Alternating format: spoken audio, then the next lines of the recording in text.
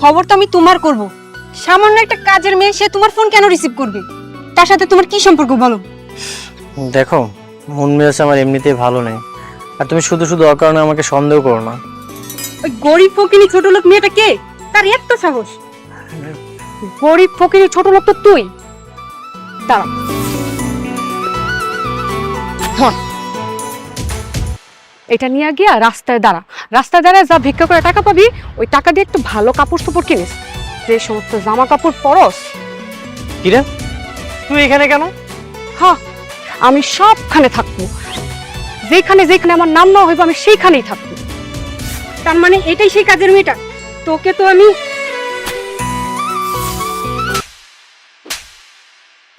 আমার নাম কলিম, বুঝছস না? আমার থাপ্পড় দেওয়া তো সহজ না। বলি, তুই আমার নিশিকে কেন থাপ্পড় মেরেছিস? সেদিন যে আপনি আমার গলায় থাপ্পড় মারছিলেন, সেটা আজকে আমি ওরা ফেরত দিলাম।